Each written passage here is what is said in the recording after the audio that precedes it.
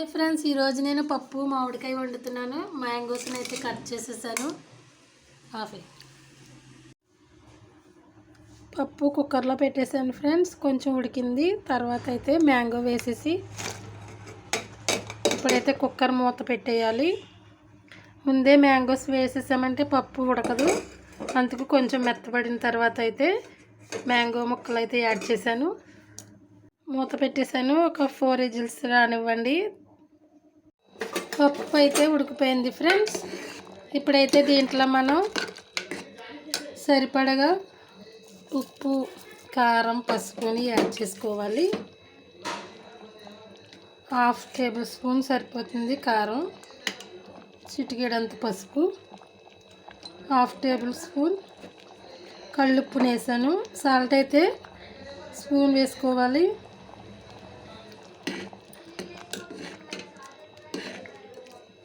కళ్ళుప్పు అయితే ఎక్కువ క్వాంటిటీ ఉంటుంది కదా, అందుకైతే తక్కువ వేసుకోవాలి.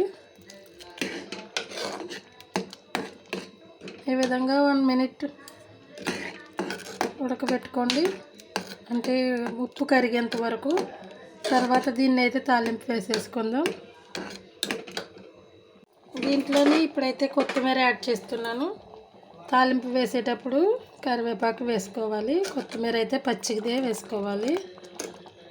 కొత్తిమీర వేయటం వల్ల పప్పు మామిడికాయ చాలా బాగుంటుంది టేస్ట్. తాలింపు కోసం ఒక బాండీ పెట్టేసుకున్నాను. దీంట్లో 2 స్పూన్స్ అయితే ఆయిల్ వేస్తున్నాను. ఆయిల్ కొంచెం హీట్ ఎక్కిన తర్వాత ముందుగా వెల్లుల్లిపాయలు అయితే వేసుకోవాలి. తర్వాత శనగపప్పు వేసుకోవాలి. ఈ విధంగా ఒక్కొక్కటి వేసేసుకుందాం ఫ్రెండ్స్.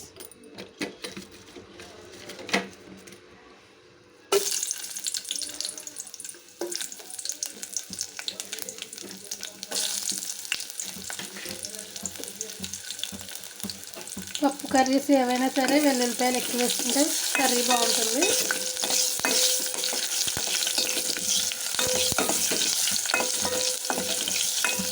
అలాగే పచ్చిశనగపప్పు కూడా యాడ్ చేయడం వల్ల టేస్ట్ మరింత పెరుగుతుంది.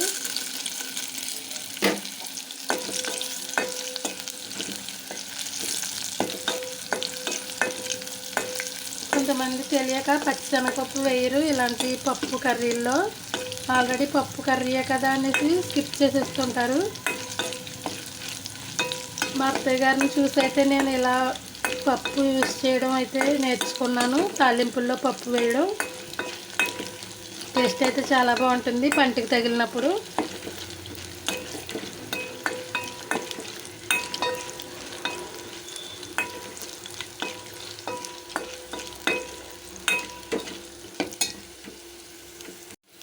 ఇప్పుడైతే ఆవాలు వేసేద్దాం. తర్వాత కొంచెం జీలకర్ర,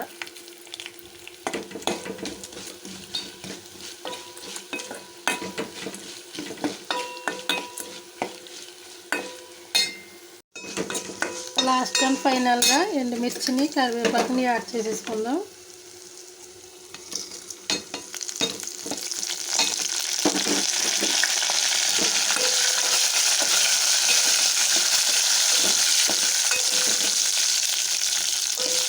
మామిడికాయలు అన్ని సీజన్లో దొరకవు కదా ఫ్రెండ్స్. ఇలా దొరికినప్పుడే కర్రీ చేసుకోవాలి. నాకైతే చాలా ఇష్టం పప్పు మామిడికాయ. అందుకే ఇక ఏమాత్రం ఆలస్యం చేయకుండా మా వారు తీసుకొచ్చిన వెంటనే పప్పు మామిడికాయ ప్రిపేర్ చేసేస్తున్నాను.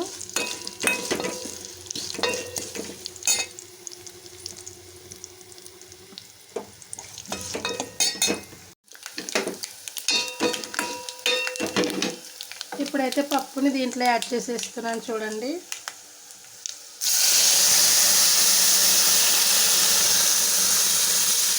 ఈ విధంగా మొత్తం పప్పు అంతా దీంట్లో వేసేసుకోవాలి.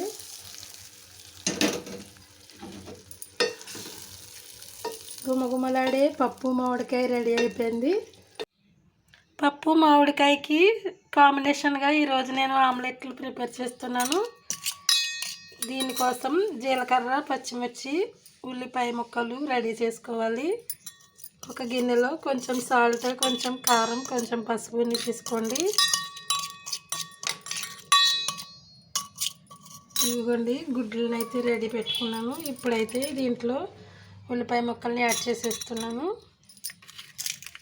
ముందు ఇలా ఉల్లిపాయలు, పచ్చిమిర్చి, జీలకర్రని యాడ్ చేసేసి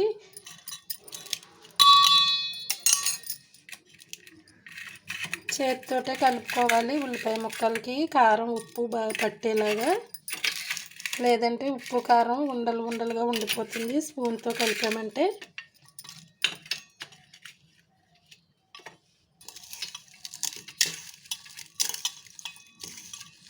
ఒక ఎగ్తో ఆమ్లెట్ వేసుకోవాలంటే 1/2 టీ స్పూన్ సాల్ట్ సరిపోతుంది. అలాగే 1/2 టీ స్పూన్ కారం కూడా సరిపోతుంది. మళ్ళీ ఉప్పు తక్కువైనా ఎక్కువైనా బాగోదు కదా. ఈ విధంగా మొత్తం ఉప్పు కారం ఉల్లిపాయ ముక్కలకి పట్టే విధంగా కలుపుకోవాలి ఫ్రెండ్స్. అప్పుడు దీంట్లో ఎగ్ని పలగొట్టి వేయాలి.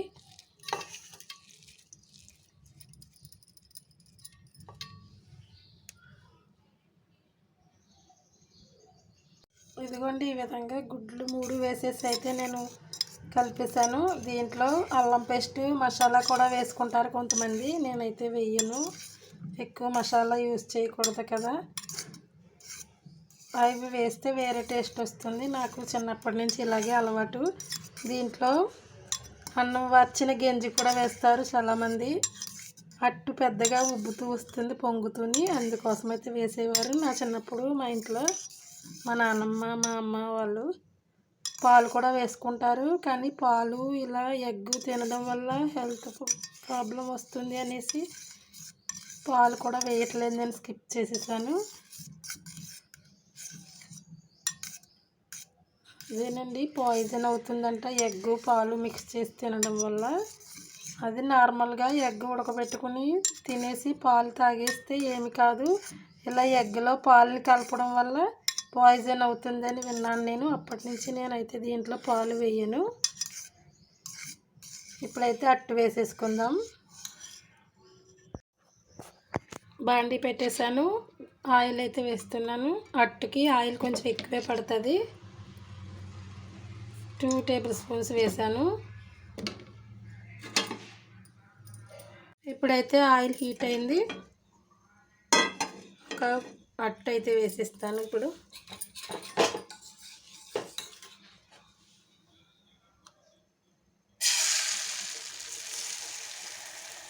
ఈ విధంగా చిన్న సైజులో వేసుకోవాలి.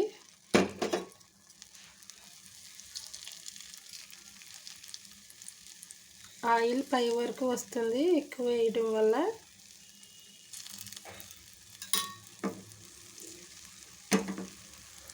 ఇప్పుడు దీన్ని సిమ్లో పెట్టి ఉడికించాలి. 3 మినిట్స్ ఉడికిస్తే సరిపోతుంది. ఒక పక్కన అయితే అట్టు కాలిపోయింది ఫ్రెండ్స్. ఇప్పుడైతే దీన్ని తిరగేసేద్దాం.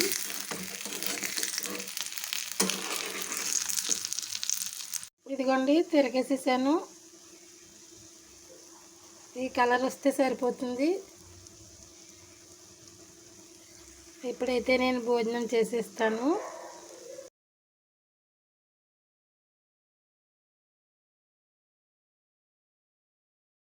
ఈ పప్పు మామిడికాయ కాంబినేషన్ అయితే అదిరిపోయింది ఫ్రెండ్స్. తప్పకుండా మీరు కూడా ట్రై చేయండి. ఎలా వచ్చిందో నాకు తప్పకుండా కామెంట్ చేయండి. Thank you for watching. Bye friends. Next వీడియోలో కలుద్దాం. అంతవరకు చూస్తుండండి.